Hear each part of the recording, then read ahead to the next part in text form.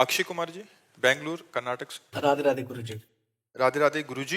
गुरुजी, मैं आध्यात्मिक नहीं हूं और ना ही कभी घर में आध्यात्मिक का अभ्यास किया है, लेकिन मैं अब ये जान गया हूं कि मानसिक शांति और सफलता के लिए आध्यात्मिकता महत्वपूर्ण है। अपने व्यवसाय में मैं एक जिम्मेदारी की स्थिति की ओर बढ़ रहा हूं। कृपया मार्गदर्शन करें कि मैं अपने व्यवहार में क्या बदलाव लाऊं जिससे मेरी क्षमताएं और मानसिक शांति बढ़े और दूसरों को मैं प्रेरित कर सकूं। पहली बात, किसी पराई स्त्री की तरफ गंदी दृष्टि, गंदी क्रिया ये नहीं होनी चाहिए। अगर ये जीवन से हटा दोगे ना, बहुत सुंदर जीवन हो जाएगा।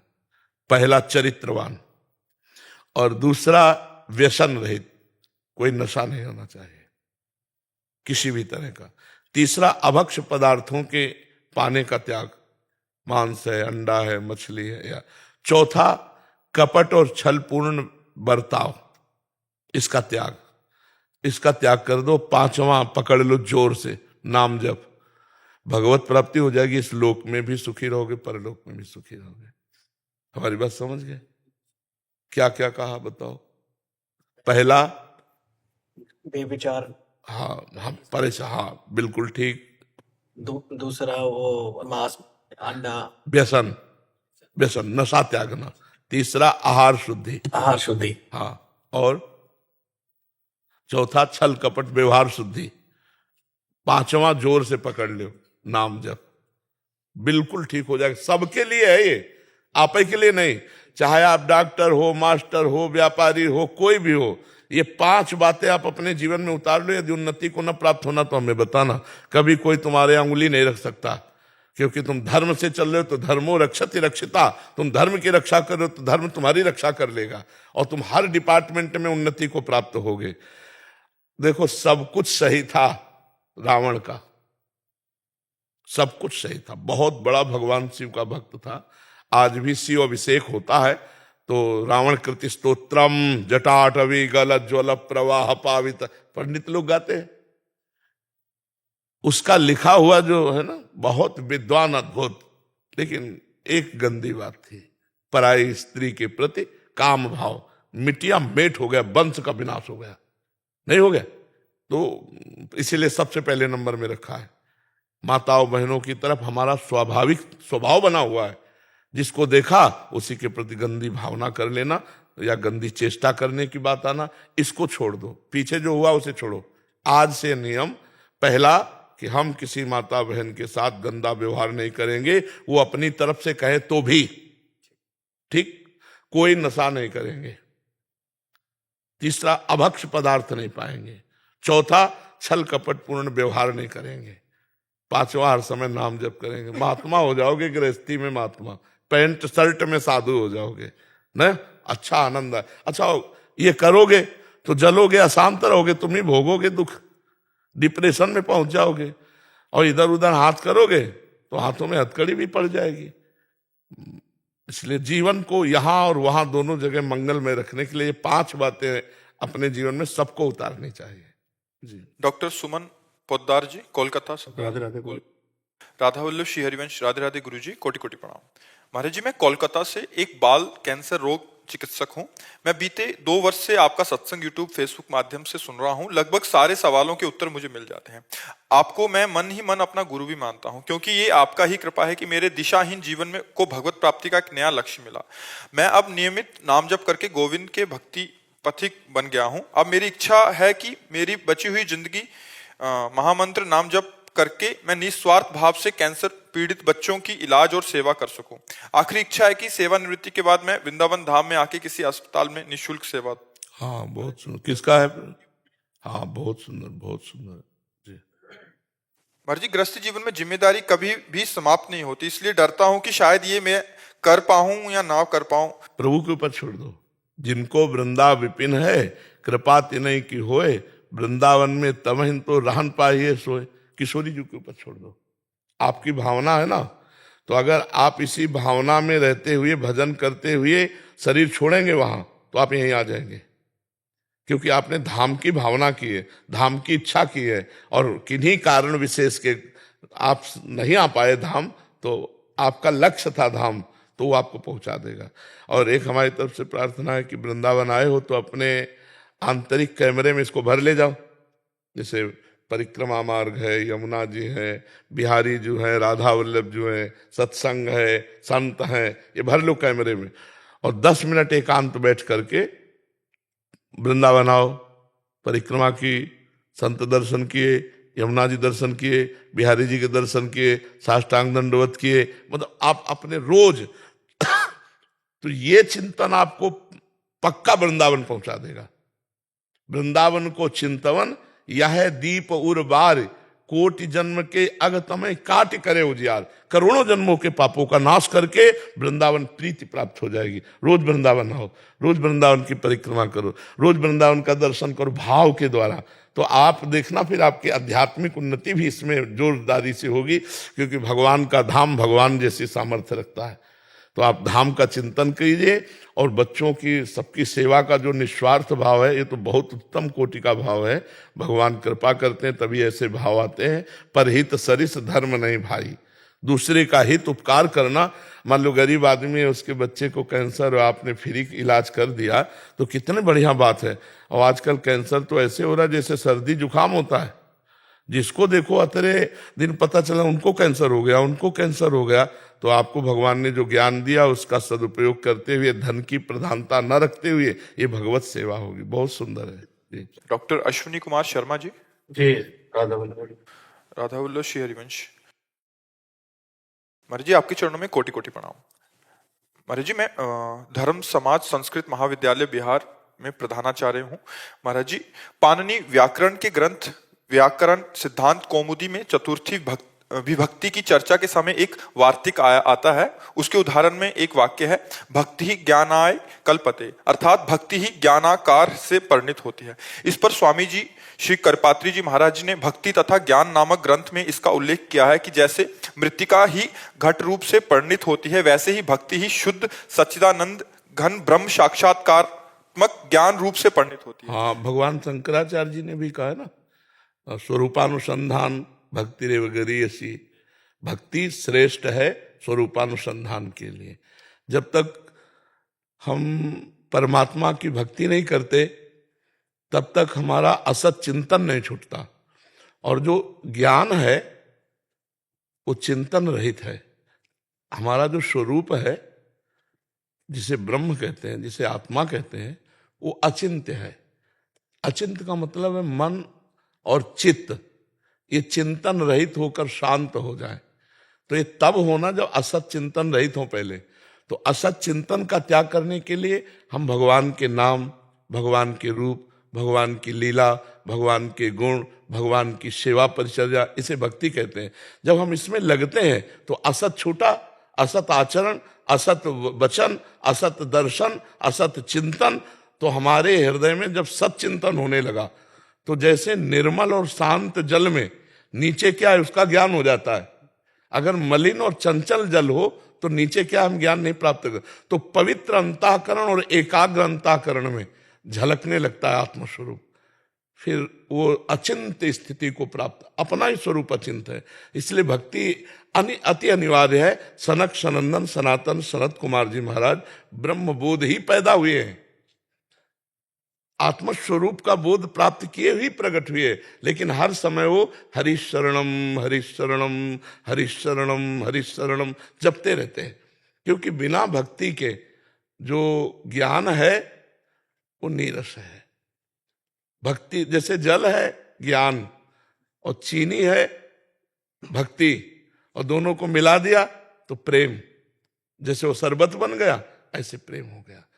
तो जो भगवान शंकर से बढ़कर कोई ज्ञानी नहीं है, तो भगवान शंकर भी भगवान के नाम का जप करते हैं, भगवान की लीला अवतारों के दर्शन करने जाते हैं, भगवान के रस चरित्रों का गायन करते हैं। तो इसलिए भक्ति सर्वश्रेष्ठ है जिसका पुत्र ज्ञान है। भक्ति का ही तो पुत्र ज्ञान और वैराग्य है। भक्ति से ही ज्ञान और वैराग्य का प्रादुर्भाव होता है, और भक्ति बनी ही रहती है। आत्मरति, जैसे कृष्णरति वैसे आत्मरति बनी रहती है। तो भक्ति जरूर। और हम आकार में फंसे हैं, निराकार का ज्ञान नहीं है, तो आकार से ही शुरू करें। गुरुर् ब्रह्मा गुरुर् विष्णु गुरुर्देव महेश्वरा गुरु साक्षात परब्रह्म तस्मै श्री गुरुवे नमः। तो हमने आकार में ही गुरु बनाया और आराधना शुरू की, ध्यान मूलम गुरु मूर्ति, पूजा मूलम गुरु पदम, मंत्र मूलम गुरु वाक्यम, मोक्ष मूलम गुरु कृपा। और हम पहुंच जाएंगे निराकार में ही, आकार रहित में ही पहुंच जाएंगे। आप आराधना प्रारंभ करें तो सोई जाने जे देहु जनाई, तो जानत तुम्हें तुम्हें हो जाई। ब्रह्मविद ब्रह्मयु भवति, ब्रह्मविद ब्रह्मयु भवति, हो गया अपने आप में पहुंच। इसलिए भक्ति सर्वश्रेष्ठ है। कांत दुबे जी, जी मैम। राधे राधे महाराज जी। महाराज जी, क्या ईश्वर की अनुभूति हुए बिना उनसे प्रेम हो सकता है? ईश्वर की अनुभूति के लिए क्या करना रहेगा? बिना देखे वैसे प्रेम तो असंभव लगता है। नहीं, हमने आपको देखा है नहीं तो आपसे प्रीति कैसे हो? लेकिन भगवान के नाम और गुण, इन दो में ऐसी बात है कि देखने की व्याकुलता पैदा हो जाती है। जैसे आप सत्संग सुनो, भले चित्र वाला सत्संग न सुनो, वाणी केवल सुनो, और दूसरे से प्रशंसा सुनो और सत्संग सुनो, तो आपके मन में आने लगे कैसे हैं बाबा, कैसे हैं? देखने का मन आएगा कि नहीं आएगा? आप 2-4 महीने लगातार केवल वाणी सुनो, उसे क्या कहते हैं, ऑडियो, और चर्चा सुनो। 3-4 लोग ऐसे मित्र हो जो तुम्हें प्रशंसा बतावें, तो आपके मन में एक इच्छा जागृत होगी, जिज्ञासा, कैसे हैं बाबा, यार एक बार देख लेता कि ये कैसे है। तो आपको फिर वीडियो दिखाए, जब वीडियो देखोगे तब एक बार लगेगा चल के सामने लाइव देखें। तो कैसे आना हुआ? सुन करके विभीषण जी कह रहे हैं, श्रवण सुजस सुनि आयऊ, प्रभु भंजन भवभीर, त्राहि त्राहि आरति हरन, शरण सुखद रघुवीर। भगवान की महिमा सुनकर, भगवान की लीला कथा सुनकर, भगवान का नाम जप करके उनसे प्रेम किया जाता है। फिर उनके देखने की लालसा जागृत होती है, तब रुदुस्वरम राजन कृष्ण दर्शन लालसा, फिर रोना प्रारंभ होता है, फिर भगवत अनुभूति हो जाती है, भगवत दर्शन हो जाते हैं। विशुद्ध प्रेम भगवान की चर्चा और नाम से हो जाएगा, विशुद्ध प्रेम। वैसे तो लौकिक सिद्धांत में बिना देखे प्रीति कैसे हो सकती है? हमने आपको देखा ही नहीं तो प्रीति कैसे हो जाएगी?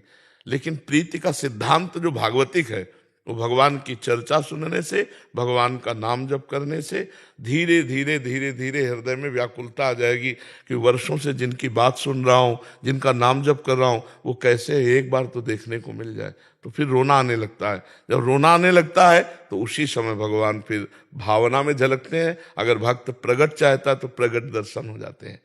पर निरंतर नाम, तैल धारावत अखंड, और भगवान की चर्चा सुनना।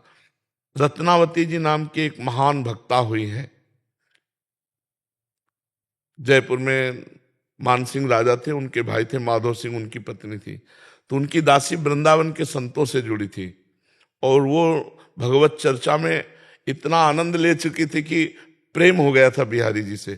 थोड़ी थोड़ी देर में वो कहते, हा कुंज बिहारी, हा कृष्ण, हा रास विलासी। तो रत्नावती जी की दासी थी, पैर दबाती थी। तो उनका एक, तू दासी मेरी और किसी पुरुष का नाम ले रही? मेरे यहां ऐसी दासियां नहीं है जो हमारी सेवा को छोड़कर किसी पुरुष की तरफ आंख उठाए। तो उनका, महारानी जी आप गलत मत समझिएगा, ये वृंदावन के ठाकुर जी का नाम है। वो नाम भी नहीं जानती थी, इतनी विलासिता में युक्त रानी थी। तो उनका वृंदावन बिहारी, भगवान थोड़ी चर्चा करना। बोले रहने दो, अगर ये चर्चा का नशा चढ़ गया ना तो महारानी जी आप फिर महारानी नहीं रह पाएंगी, हम आपसे जरूर कह रहे। उनका बुला लिया और सिराने बैठाला, कहा आज से तू मेरी गुरु, सुना ना। तो भगवान की रूप माधुरी, लीला गुण माधुरी जो संतों से सुनी थी, अब तो रानी को विकलता होने लगी। कहा कि इन प्रभु से कैसे मिल सकती? बोले संतों की सेवा ही एक उपाय है, संतों का संग ही एक उपाय है जो भगवान के दर्शन करा देता है। तो पास में ही उन्होंने संतशाला बनवाई, खूब संतों को बुलवा बुलवा कर चरण धोना, उनको भोजन पवाना, कीर्ता कथा, पर वो पर्दे से संतों के दर्शन करती, संत उन्हें नहीं देख सकते थे, सब सेवा करवाती। ये खबर जब माधव सिंह को पहुंची, वो राजा थे, तो ये क्या बाबा जियों को बुलाकर महल के पास रखना और सब। अब वो राज भाव एक अलग होता है, संतों के प्रति भक्ति भाव अलग होता है। बहुत क्रोध आया, पत्र में कठोर शब्द लिखे। तो पुत्र को भी थोड़ा बुरा लगा कि माँ के प्रति ऐसा कैसे कह दिया, माँ तो परम भागवत संत सेवा। तो जब कहा माँ अब तू ऐसी ही हो जा जैसा पिताजी ने कहा है, मुंडन करवा लिया। रानी थी और अब पर्दे से नहीं, संतों के बीच में आकर के कीर्तन करना। माधव सिंह ने जब ये सुना तो उनको लगा मरवा डालना चाहिए, नहीं भारी बेइज्जती हो रही रानी होकर के ऐसा। तो उन्होंने जंगल से एक सिंह पकड़वाया जाल में, और ठीक संतशाला के सामने जाल का पिंजरा ऊपर से बालकनी से रस्सी में बांध के खींच दिया। कि वो रानी सामने ठाकुर जी की पूजा कर रही थी और दासी आरती सजा रही थी और संत जन कीर्तन कर रहे थे। दासी ने कहा महारानी सिंह सावधान सिंह। तो उन्होंने थाली पूजा की थी, ऐसे हुई देखा, उन्होंने कहा सिंह नहीं नरसिंह। और नजदीक गई और जैसे कोई गाय पूजेला ऐसे जंगली सिंह का पूजन किया, आरती की और कहा भगवान बड़े कृपाल हो, आप इस रूप में दर्शन दिए। वहां तो गाय की तरह खड़े रहे सिंह भगवान, फिर पीछे मुड़े, जो बालकनी में थे ना, एक छलांग मारी और सुन सैकड़ों को मार करके भाग गए। एक भी तनिक डर नहीं लगा रत्नावती जी को। आखिरकार माधव सिंह को चरण छूना पड़ा अपनी पत्नी के। ये कथा का नशा देखो कैसा बना दिया। मथुरा की ब्राह्मण पत्नियां थी, कभी कोई और साधना नहीं, केवल यहाँ वृंदावन की मालिनी जाती तो आज श्री कृष्ण ने ये पोशाक पहन रखी थी, आज श्री कृष्ण ने बकासुर को मारा, आज अघासुर को मारा। कथा सुन सुनकर उनके मन में आई कि एक बार मैं देख पाऊं श्री कृष्ण को। तो भगवान उनकी इच्छा पूर्ण करने के लिए एक दिन सखाओं से कहा आज भोजन नहीं ले चलेंगे, आज जल्दी सुबह चलेंगे। तो आज्ञा का पालन होता था, सखा सब गाय लेकर के और भगवान मथुरा की तरफ गए। सखाओं ने कहा जब 12 बजने के बाद की भूख लग रही है और कोई भोजन लाया नहीं, प्रभु बहुत बड़े बड़े असुरों को मारा, ये भूख हमारे को खाए जा रही, कुछ उपाय करो। भगवान ने कहा मथुरा के ब्राह्मण यहाँ पास में यज्ञ कर रहे, जाओ उनसे हमारी प्रार्थना करो जाकर के कि श्री कृष्ण बलराम भूखे, उन्हें थोड़ा भोजन दे दे। वो गए, साष्टांग दंडवत की और कहा श्री कृष्ण बलराम में भोजन, वो अपनी पंडिताई की उसमें, तो उन्होंने दिया ही नहीं। वो लौटकर सखागण गए और बोले प्रभु उन्होंने तो देने की बात किया, देखा भी नहीं हमारी तरफ। तो बोले अब उनकी पत्नियों के पास जाओ। तो बोले पिटवाओगे क्या प्रभु, पति तो हेरे नहीं, पत्नियों के पास जाएंगे तो पीटेंगे ना लोग। बोले नहीं वो हमारी भक्ता है, तुम जाओ तो। और वो कथा सुन सुन सुनकर अंदर से लालसा करती थी कभी एक बार श्री कृष्ण को देख पाऊं। तो जे भी ब्राह्मण पत्नियों के पास सखा गए तो कहा हे विप्र पत्नियों, श्री कृष्ण और बलराम भूखे हैं, यही पास में गाय चराते हुए आ रहे हैं, आप उनको भोजन। और जे भी सुना सुंदर थाल में भोग, और भगवान के पास गई, भगवान का दर्शन पाया, भगवान को भोग पवाया, जगत बंदनी हो गई। और कोई साधन नहीं था, केवल भगवत कथा भगवत चर्चा। तो निश्चित भगवान नाम जप और भगवत कथा सुनने से भगवान में प्रेम हो जाता। अरे जी रुक्मणी जी का भी प्रेम ऐसा ही। बस नारद जी जाके भगवान की चर्चा सुनाते थे बस। हाँ अब वो चूंकि तो भगवान की प्रिया है, अवतार है। हम ऐसे जो विषय में आसक्त केवल कथा सुनकर के प्रेमी बन गए। भगवान की चर्चा, भगवान का नाम जप, ये निश्चित भगवत प्रेम प्रदान कर देता है। भजन नसेनी प्रेम की, जितना भजन करोगे उतना ही प्रेम जागृत होता चला जाएगा भगवान का। और नाम जितना जपोगे उतना ही रूप आता चला जाएगा। और जैसे रूप आएगा तो पागल कर देगा, बावरा कर देगा। भगवान इतने सुंदर हैं कि एक बार हम ही तो उनके अंश है ना। हमको चाहिए सब कुछ देखा, एक बार भगवान को देखे, ये संसार के सुख देखे, एक बार सच्चिदानंद भगवान को देखे। समझ पा रहे आप? रितेश त्रिवेदी जी। राधा वल्लभ श्री महाराज जी आपके चरणों में कोटि कोटि प्रणाम। महाराज जी एक प्रश्न मेरे मन में आता है, जब मेरे साथ मेरे अच्छे कर्मों और नाम जप के अतिरिक्त कुछ साथ जाना ही नहीं है तो मैं क्यों किसी की बेईमानी करूं, क्यों धन कमाऊं, क्यों भोग सामग्री एकत्रित करूं? परंतु जो बुरे कर्म मेरे पूर्व जन्म में और इस जन्म में मुझसे जाने अनजाने में हो गए हैं, उनकी समाप्ति किस प्रकार होगी जिससे मुझे भगवत प्राप्ति होगी? मैं आपका शरणागत भी हूँ। हाँ, किसका प्रश्न है? हाँ, इसको ही समझना है। एक है गोदाम जिसको कहते हैं संचित कर्म, जो विधाता के पास है। परमेष्टि पद ब्रह्मा, ब्रह्मलोक में एक हमारा गोदाम है, जो अनंत जन्म हमारे हो गए उसके सब जमा, शुभ और अशुभ कर्म, जिसको शास्त्रीय भाषा में कहते हैं संचित कर्म। संचित माने एकत्रित किए हुए।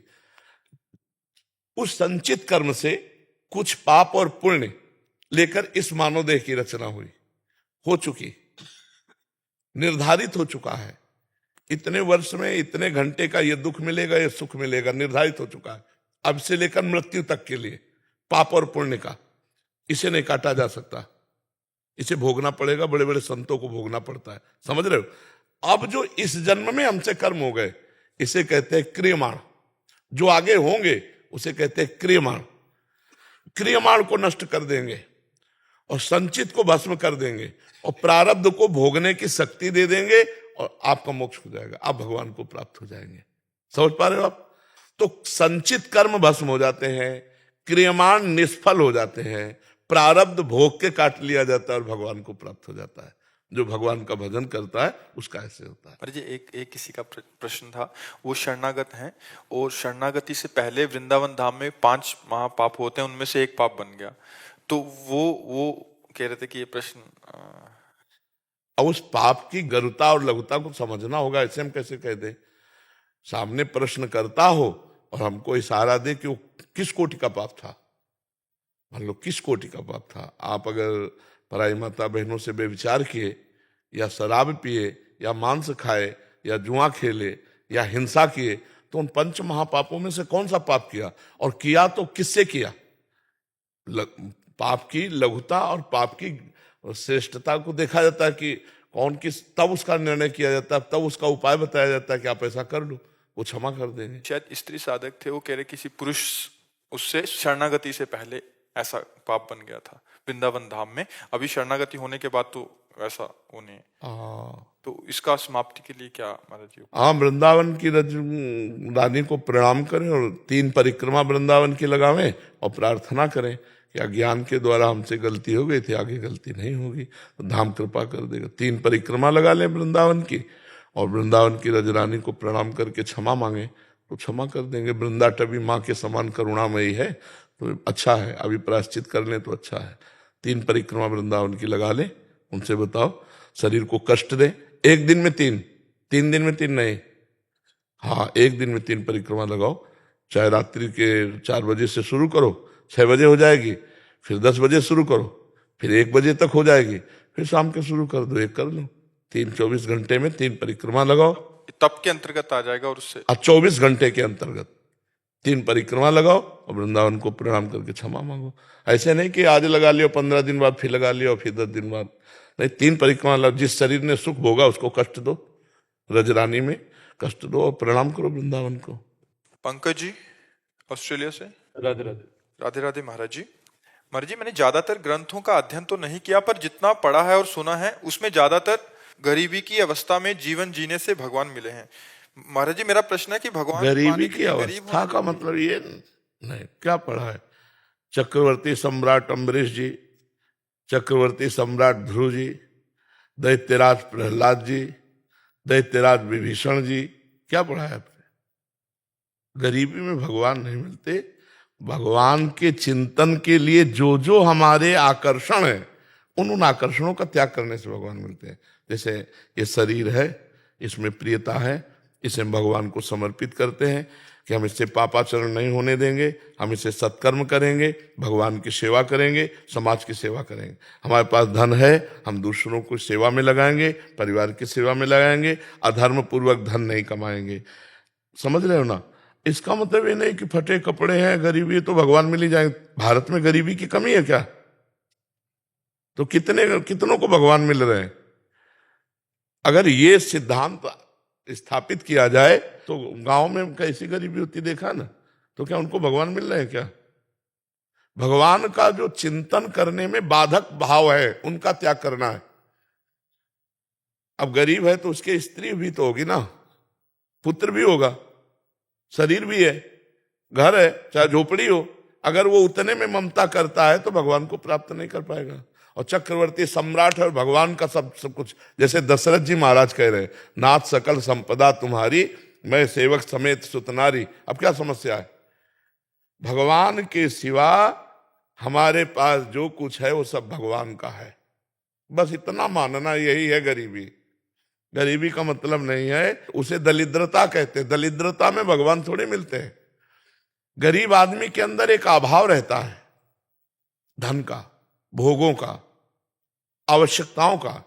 धनी आदमी के अंदर एक तृष्णा रहती है, भोगों की, धन की, आवश्यकता, तृष्णा, भोगे हुए भोग को और भोगने की इच्छा, पाए हुए धन को और पाने की इच्छा। दोनों बंधे हुए हैं, गरीब भी और धनी भी। आवश्यकता है भोग, आशा और तृष्णा का त्याग। वो कोई भी त्याग करे तो उसे भगवान की प्राप्ति हो जाएगी। सावई मना कृष्ण पदारविंदो, मन भगवान में लगा है, कोई बाधा नहीं। चाहे आप राजा हो, चाहे आप गरीब हो, चाहे धनी हो, कोई फर्क नहीं पड़ता। आपको भक्तों के चरित्र पढ़ने चाहिए, एक से एक महाभागवत, एक से एक धनी महाभागवत, एक से एक गरीब महाभागवत। ऐसा नहीं है कि गरीबों को ही भगवान मिलते हैं।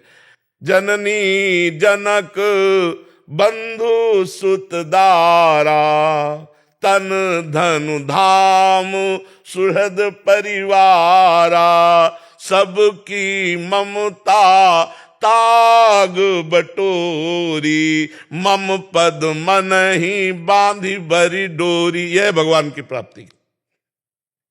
पत्नी, पुत्र, परिवार, स्वयं से, घर, मकान, धन, संपत्ति सब मेरे प्रभु का है, सब मेरे चरणों में भगवान के अर्पित कर पाओ। तुम्ही जैसे भोग लगाते हो, पर्दा लगा के भोग लगाया, एक भी लड्डू कम नहीं होगा, वापस हो जाएगा, पर प्रसाद हो गया।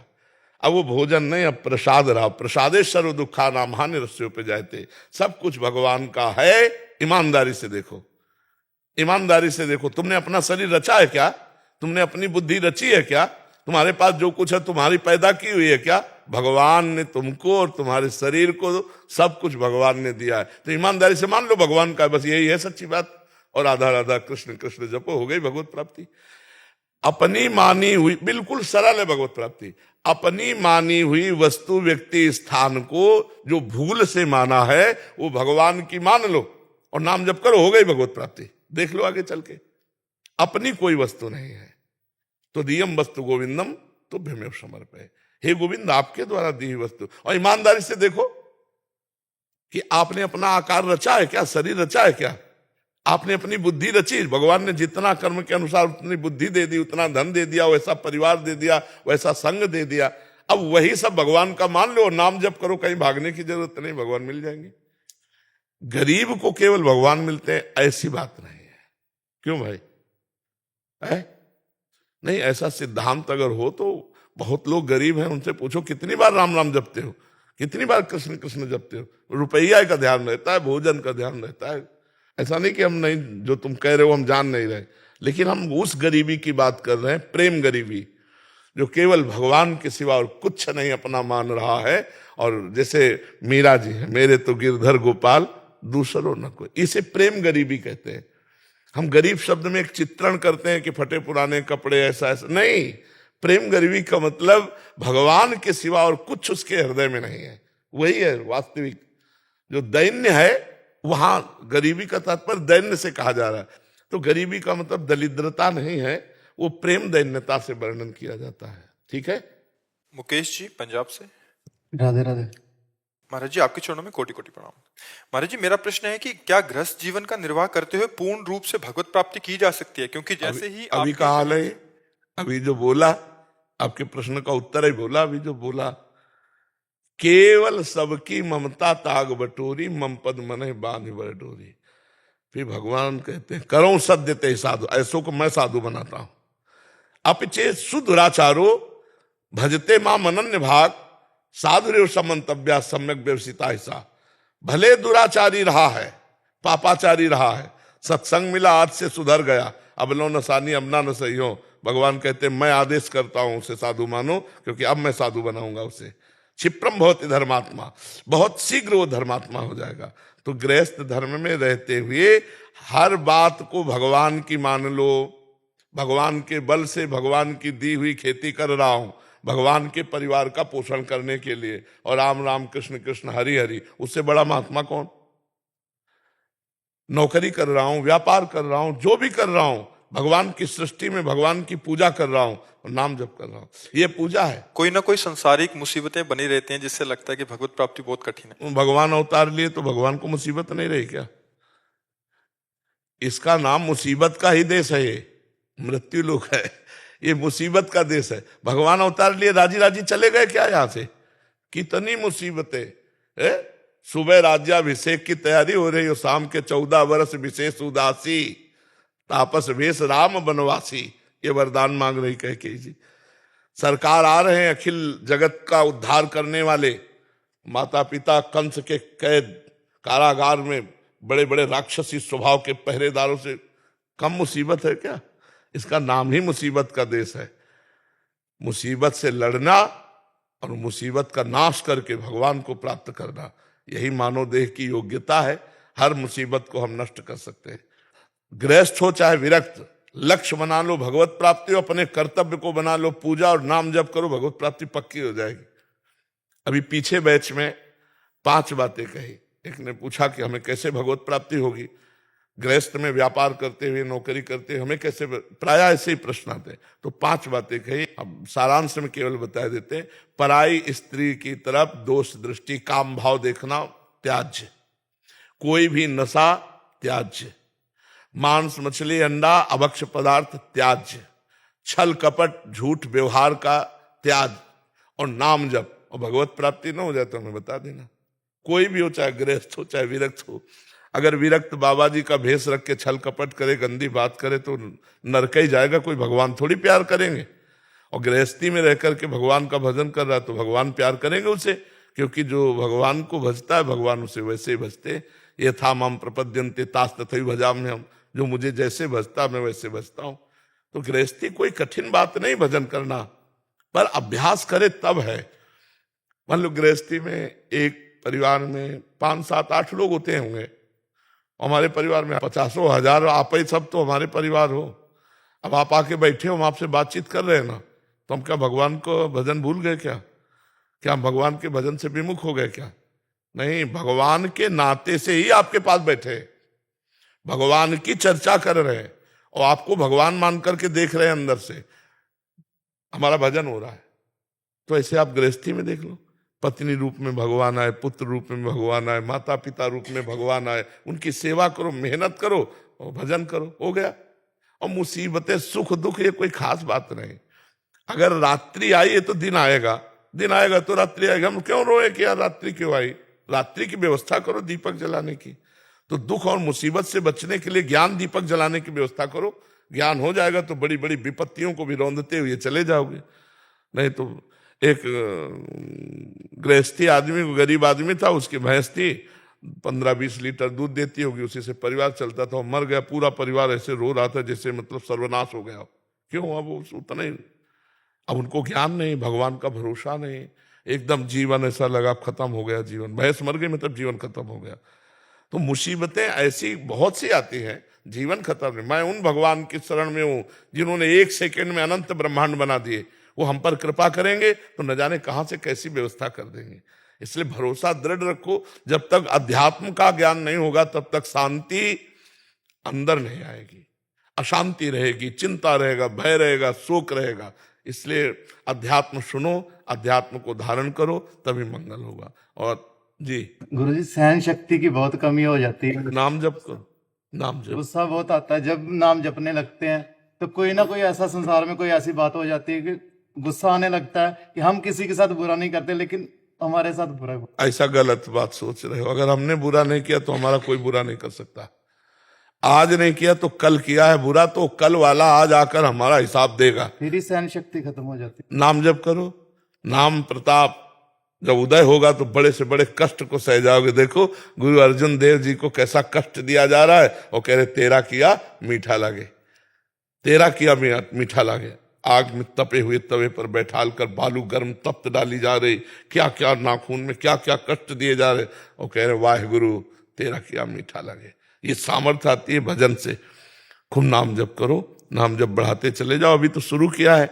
हाँ, नाम जप बढ़ाओ, जब थोड़ा खजाना हो जाएगा तो सब बल आ जाएगा, सहन शक्ति आ जाएगी, ज्ञान जागृत हो जाएगा, वैराग्य होने लगेगा, भक्ति में गाढ़ अवस्था आ जाए, सब आ जाएगा। नाम जब पकड़ लो राधा राधा राधा राधा राधा राधा। महाराज जी मैं भी राधा नाम जप के सब प्राप्त कर सकता हूँ, और क्या, माधव की प्राप्ति हो जाएगी। माधव तो पीछे पीछे डोलेगा, राधा का लाभा गा तुम्हारे पास, आपके मुखमंडल से जाता हूँ मुझे राधा राधा राधा राधा। महाराज जी अगर पश्चाताप करते हुए भजन करते हुए पश्चाताप के आंसू आ जाए तो क्या पाप नष्ट हो जाते हैं? हर बात में देखना है कि वो पाप की लघुता और श्रेष्ठता को देखना है, ऐसा नहीं है। किसी का साथ दे दिया कि वो कोई ऐसे दूसरी शादी में किसी का साथ दे दिया, किसी का पाप कर्म में साथ दे दिया, बराबर होता है। हत्या करना, हत्या करने का आदेश देना और हत्या करने वाले का साथ देना, अनुमोदन करना, तीनों को बराबर होता है, बराबर माना जाएगा। उसमें नहीं माना जाएगा कि हम कम है।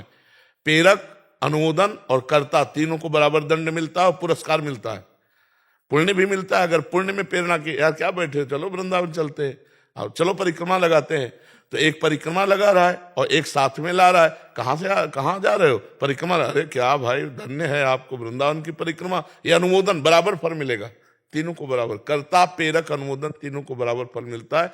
तो अगर हम किसी को किसी पाप के लिए अनुमोदन किए हैं तो हम बराबर है, उसमें छोटा नहीं माना जाएगा। अब उस पाप का क्या स्वरूप था, ऐसे थोड़ी किसी बात का निर्णय किया जा सकता है। अब उस पाप का स्वरूप क्या था, किसी की हत्या थी, बेविचार था, चोरी थी, क्या था, तो उसके अनुसार उसका निर्णय किया जा सकता है। क्योंकि उत्तर देने वाले को ऐसा नहीं जैसे तुमसे कह दे कि जाओ क्षमा, तो उसको फिर मुझे भोगना पड़ेगा। क्योंकि जिस पद पे बैठे हैं उस पद पे होश में, क्योंकि उसके हिसाब से उत्तर दीजिए। अगर उत्तर नहीं आता तो मौन बैठ जाइए, क्यों उत्तर देते? ये थोड़ी हंसी मजाक होकर ये ऐसे जो मनावे सो बोल दो। महाराज जी पाप छोटे से लेके बहुत बड़े तक है और उसकी सजा भी छोटी से लेके बड़ी तक है, और उसका प्रायश्चित भी है। छोटे से हाँ, उसका प्रायश्चित वो मतलब व्यक्तिगत डिपेंड करेगा। हाँ बिल्कुल। तो जब तक उसका हमें पता नहीं चलेगा हम कैसे बता सकते हैं? महाराज जी मार्गदर्शन कर दीजिए बस, आप क्या करें अब हमें पता नहीं कि 1 ग्राम है कि 1 किलो है कि 1 कुंतल है, हम कैसे मार्गदर्शन कर सकते हैं? हमें जब तक उस पाप को पता नहीं होगा तब तक मार्गदर्शन कैसे कर सकते हैं? जैसे भाई का कोई शादी में ऐसे करना पड़ा, कुछ डिवोर्स वगैरह में, बस मैंने उसका साथ दे दिया, बाद में डिवोर्स करवाते हुए तो वो उस बाबू अंदर से जब भजन में बैठते तो गला नहीं होती है। इसी से ठीक हो जाएगा, इसी से ठीक हो जाएगा। जो प्रायश्चित है, अंदर जलन हो रही कि मैंने गलत संग किया, बस उसी से हो जाए कोई। पर हमें चाहिए कभी सबसे प्रार्थना, क्योंकि लाखों लोग सुनते हैं, यदि हमारी वाणी से किसी, भले भाई हो या कोई हो, अगर गृहस्थी बसती है तो हमें दोनों को एक दूसरे के प्रति प्यार बढ़ाने वाली बात कहनी चाहिए, एक दूसरे के प्रति क्षमा वाली बात कहनी चाहिए। नहीं तो मानो डिवोर्स हो गया, संबंध विच्छेद हो गया, तो वो भी किसी और पुरुष का वर्ण करेगी, व्यभिचार दोष, वो भाई भी वो दूसरा करेगा तो वो भी व्यभिचार दोष, अपवित्रता बढ़ती चली जाएगी। तो मुझे लगता है ये डिवोर्स कोई हल नहीं है। हल है एक दूसरे की गलतियों को क्षमा करके प्रेम बढ़ाना और उसे आगे बढ़ा। देखो सबसे गलती हो जाती है, लेकिन हम तुम जब मिले तो फिर हमारा तुम्हारा जीवन अब पवित्र होना चाहिए। पीछे तुम्हारा जीवन कैसा रहा, हमारा जीवन कैसा रहा, माटी डालो। पीछे के जीवन को नहीं खोदना चाहिए, क्योंकि अब हमारा आपका नया जीवन चल, तो अब आज से हम आपके, आप हमारे। अब जो कुछ स्वभाव में गलतियां हैं उन गलतियों को एक दूसरे की क्षमा करके अगर प्रेम में, ये डिवोर्स हमने गांव में तो कभी सुना ही नहीं, गांव में कभी नहीं सुना। ये अब नया समय चला है जी रोज इतने प्रश्न आते हैं, इतने लोग मिलते हैं, तो मतलब ये बहुत बड़ी हद तक हो गया। देखो जब तक ये girlfriend boyfriend live in relation ये चलेगा तो डिवोर्स चलेगा, पक्का चलेगा, और जोर से चलेगा। हम कई बार कह चुके हैं कि 4 होटलों का भोजन जब जवान में लग जाता है तो घर की रसोई का भोजन अच्छा नहीं लगता। समझ में आया? ऐसे ही 4 पुरुषों को बॉयफ्रेंड ब्रेकअप, ये है क्या? ये है क्या? वो लड़की अपने पति के साथ रह पाएगी? 4 बार तुमने गर्लफ्रेंड नहीं बनाई, तुम रह पाओगे एक पत्नी के व्रत में? भ्रष्ट पुरुष हो कैसे रह पाओगे? भ्रष्ट स्त्री हो कैसे रह पाओगे? ये भारत है, विदेश थोड़ी है, यहाँ विदेशी परंपरा थोड़ी है। ये भारत है जहाँ जीवन मुक्ति यति और जहाँ सती, यहाँ एक से एक योगी यति रहे। तो अपने देश में ऐसा ये सब नहीं। गंदी बातें जब तक बंद नहीं होंगी तब तक डिवोर्स बंद नहीं होगा। अभी क्या हमारी जी शादी के बाद उसको उसके बारे में पता लग गया, उसके बारे में पता लग गया, एक साल में मतलब एक महीने में 3-4 बार हम क्यों हर एकांतिक में प्रार्थना करते हैं कि बच्चों अपने जीवन को संभालो। ये तो मतलब फाइनल जीवन बर्बादी की बातें हैं। और पहली बात यह है कि जब नवीन अवस्था में आप ब्रह्मचर्य नष्ट करेंगे तो आप गृहस्थी लायक नहीं रह जाएंगे। एक फसल है गेहूं की और वो बाली परिपक्व नहीं हुई, अभी बाली निकल रही है और आप काट लो तो ना भूसा ठीक मिलेगा ना गेहूं ठीक मिलेगा। तो एक अवस्था है, 20 वर्ष की अवस्था तक ब्रह्मचर्य रहो, इसके बाद गृहस्थ धर्म का प्रयोग करो जैसा हमारे शास्त्रों में वर्णन, तो आनंद रहेगा। अरे यार, पति और पत्नी में प्रेम नहीं, ये शब्द ही बहुत बुरा लगता है हमें। पति पत्नी में प्रेम नहीं, अर्धांग है। पत्नी अर्धांग मतलब हमारा प्राण है और पति हमारा मतलब प्राण है। दोनों एक दूसरे के प्राण है। कितना बढ़िया जीवन। पूर्व में न लड़की लड़का देखते थे न लड़का लड़की देखते थे। घर के बूढ़े सदस्य ब्याह कर आए और वो घर में आके देखते थे कि दुल्हन कैसी है, क्योंकि वहां ब्याह में भी नहीं देखने को मिलता था, वहां तो सब हो गया, हाथ ही भले देख लो। घर में आके देखते थे और आजीवन निर्वाह करते थे।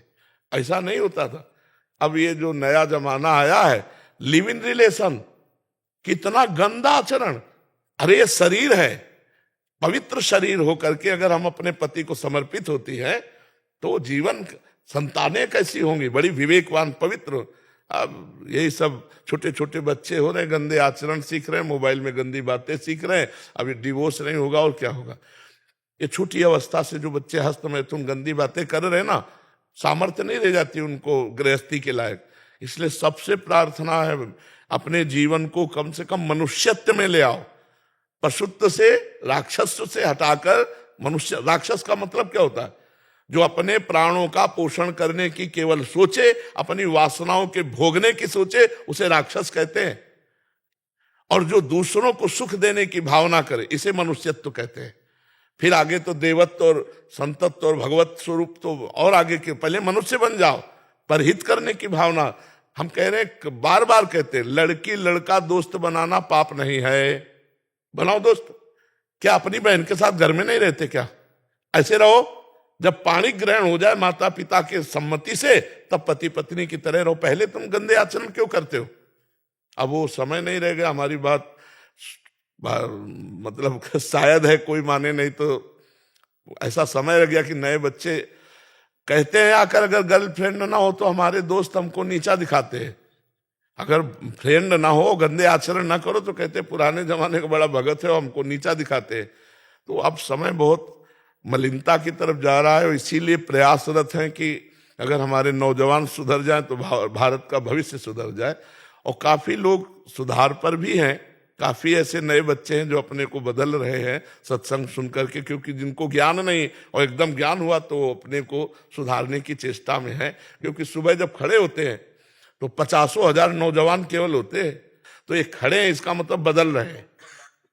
क्योंकि अगर बदलते ना तो रात्रि में आके सर्दी में रजाई छोड़ करके रोड में खड़े होने की। और नौजवान, हाँ, तो इसलिए बदलाव है बहुत ज्यादा। 2000 से पहले महाराज जी तलाक होते ही नहीं थे। जज ये कह देते थे जाओ साथ रहो, तलाक नहीं देता तुम्हें।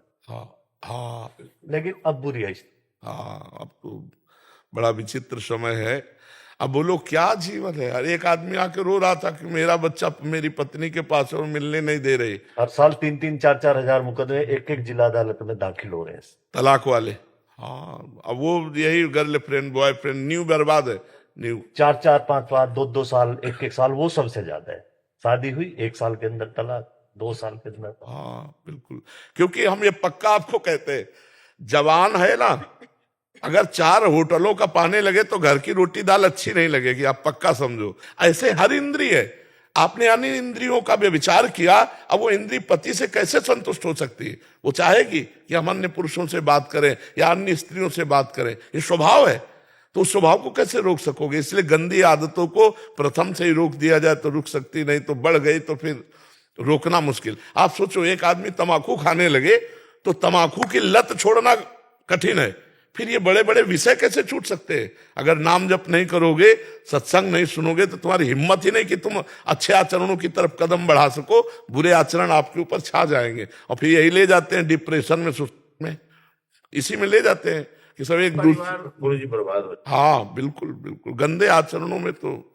इसलिए माता पिता से भी प्रार्थना है, अपने बच्चों को बचाओ, और बच्चों को भी प्रार्थना है, अपने जीवन को पवित्र रखो। ये एक तपस्या है, पवित्र होकर पति को प्राप्त होना या पवित्र होकर पत्नी को प्राप्त करना और फिर गृहस्थ धर्म में चलना। इससे भगवान प्रसन्न होते हैं। ये भगवान के मार्ग की बातें हैं। ये हमारा विदेश थोड़ी कि आज इनके संग कल उनके संग, ये हमारा भारत है, इसमें पवित्र आचरणों की महिमा है। अहो भारत। महाराज जी एक विनती हो तो कहूँ। महाराज जी नहीं, आप बैठे रहिए, आप बैठे रहिए महाराज जी, बैठे रहिए। सब संतों की इजाजत, आप बैठे रहिए महाराज जी, आपके वृंदावन की, बैठे रहिए। कुर्सी लगाओ। प्रतिमा की याद आती है, वृंदावन की प्रतिमा की 2010 में हम और आप लोग साथ साथ लगाते थे, राधा वल्लभ से लगा करते थे।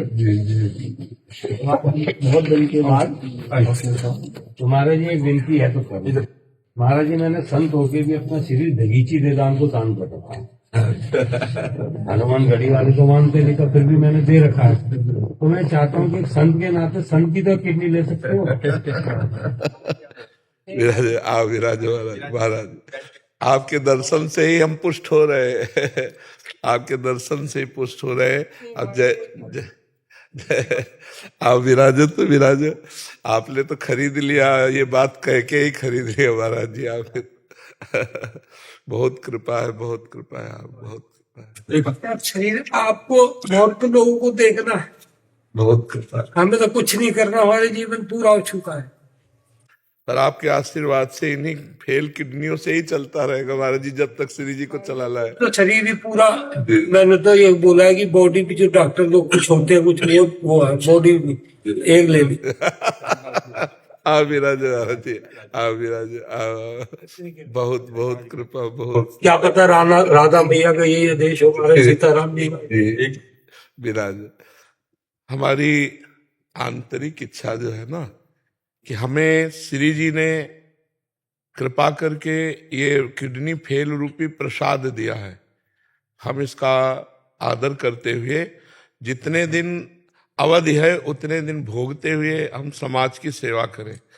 हमें ये लगता है कि अवधि तो निश्चित है मृत्यु की, और इस पब्लिक का, इन भक्तों का, अब ये श्री जी जाने। समाज जितना वृंदावन इधर अब बढ़ रहा आपकी वजह से, आज से पहले बढ़ा था। धर्मशाला खाली पड़ी रहती थी, आज जगह नहीं है, सिर्फ आप ही आते। श्री जी का खेल है, श्री धाम प्रिया प्रीतम का है। तो पर महाराज जी हमें लगता है कि किसी के शरीर को कष्ट देकर अपने शरीर का पोषण ये तो कदापि हो ही नहीं सकता। और ये हमें ज्ञान है कि जिस दिन शरीर की मृत्यु होनी उस दिन होनी है, चाहे 10 किडनी नहीं लगा ले तो भी होनी है। तो श्री जी को चलाना है तो इन्हीं किडनी। 19 वर्ष हो गए चलते हुए, 19 वर्ष। मैं तुम्हारे रोज आपकी वो देख लेता हूँ जी टेलीफोन का जमाना है। जी जी ये कुछ नहीं देखता। जी कई डॉक्टर लोग आते हैं, कुछ करते हैं। जी जी जी। एक महात्मा आए थे अचल विहार में, हम पात्र मार्जन कर रहे थे श्री जी के। तो उनका, ये महात्मा उदास क्यों हो? तो हमका हमारी किडनी खराब है। तो उनका 80 वर्ष तक नहीं मरोगे। हाँ, तो हमने कहा अरे महाराज किडनी फेल है 80 वर्ष, तो 19 वर्ष तो व्यतीत हो गए। अब पता नहीं ऐसे रगड़ते झगड़ते कितने वर्ष से। कोई जीना, सबकी दुआएं साथ है। और आप जो बात आप क्लियर कट बोलते हो महाराज जी, कोई साधु बोलता ही नहीं है। जी जी। बस भगवान की कृपा, आप संतों की चरण रज, वही चल रहा है। जितनी पब्लिक आज आपसे प्रेम करती है, मेरे ख्याल से किसी संत से प्रेम। महाराज जी ये सब भगवान की कृपा, आप संतों की कृपा। जी ने भेजा महाराज जी, ये काम तो कर दो अर्जी। अरे महाराज जी आपका ये जो संत को तो कुछ दे सकता है ना महाराज जी, ये जीवन ही आपका है महाराज जी। नहीं, जीवन तो माँ ने दिया जब तक, पर ये तो हो सकता है हमारे लिए ऐसा, तो अगर आप चाहो तो। हम चाह लिए और आपके आशीर्वाद हमें और पुष्ट कर दिया। आप चिंता मत कर रहे। आशीर्वाद पाने आए हैं।